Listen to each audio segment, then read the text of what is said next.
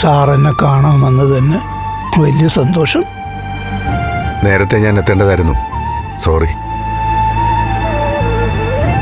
അയ്യോ, സാറിനെ പോലെ വലിയൊരു മനുഷ്യൻ എന്നെ അന്വേഷിച്ച് വന്നത് തന്നെ വലിയ കാര്യമല്ലേ? അങ്ങനെയൊന്നും പറയാതെ മാധവ. നമുക്കിടയിൽ വലിയവരും ചെറിയവരൊന്നുമില്ല. നമ്മൾ ഒരേ മനസ്സുള്ളവരല്ലേ, തുല്യരാ. സാർ രാധിയെ കണ്ടായിരുന്നു? കണ്ടച്ചാ, അമ്മ പുറത്തുണ്ട്. രാധിക എന്തെങ്കിലും പരിഭവം പറഞ്ഞിട്ടുണ്ടാവും. സാറ് ക്ഷമിക്കണം. മാധവൻ എന്തൊക്കെയായി പറയുന്നത്? ഇനി അഥവാ പരിഭവം പറഞ്ഞു എന്ന് തന്നെ ഇരിക്കട്ടെ, എന്താ കുഴപ്പം? നിങ്ങളുടെ മകൾ അവളുടെ ഭർത്താവിന്റെ വീട്ടിൽ നിന്ന് മാറി നിൽക്കുകയല്ലേ. ആ സാഹചര്യത്തിൽ പരിഭവവും വിഷമവും ദേഷ്യവും ഒക്കെ സ്വാഭാവികമല്ലേ. പിന്നെ മാധവന്റെ ഇപ്പോഴത്തെ അവസ്ഥയുടെ കാരണക്കാരൻ ആരാ? നന്ദമ്മനെ കുറ്റപ്പെടുത്തരുത്.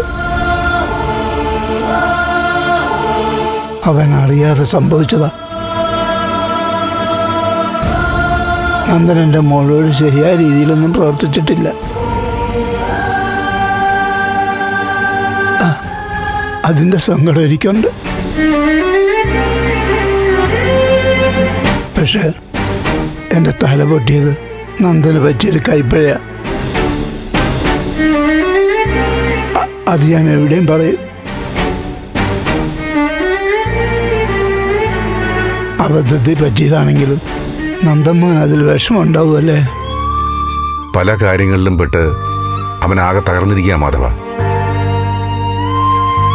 ജീവിതം പലപ്പോഴും നമ്മൾ ഉദ്ദേശിക്കുന്ന വഴിയിൽ കൂടി ആയിരിക്കില്ലല്ലോ പോകുന്നത്. അത് സത്യ.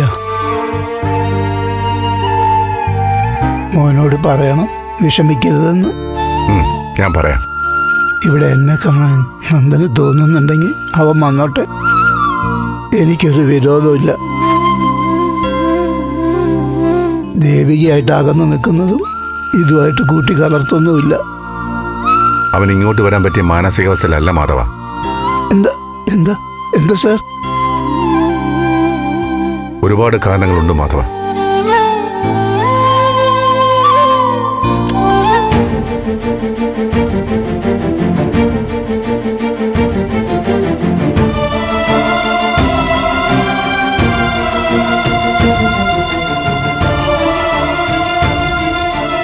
സാർ, എന്താ മാധവ?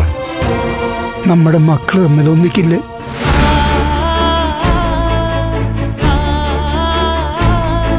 അവർ ഒരുമിച്ച് ഒരു വീട്ടിൽ സന്തോഷത്തോടെ ജീവിക്കുന്ന കാണാനുള്ള ഭാഗ്യം നമുക്കുണ്ടാവില്ലേ?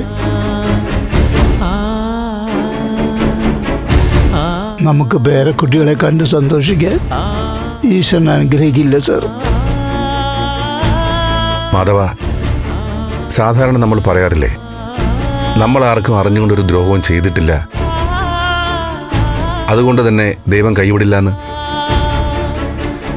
അങ്ങനെ സമാധാനിക്കാം, എല്ലാം നേരെയാവും.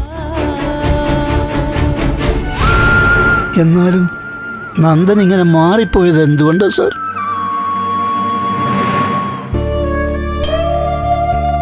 ഒരു നല്ല കുട്ടിയാ നന്ദൻ. അവൻ സ്വയം വഴിതെറ്റില്ല, ആരോ വഴിതെറ്റിച്ചതാ.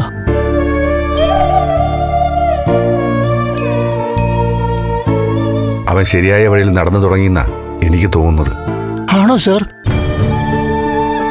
ഈശ്വര, നീ എന്റെ പ്രാർത്ഥന കേട്ടു.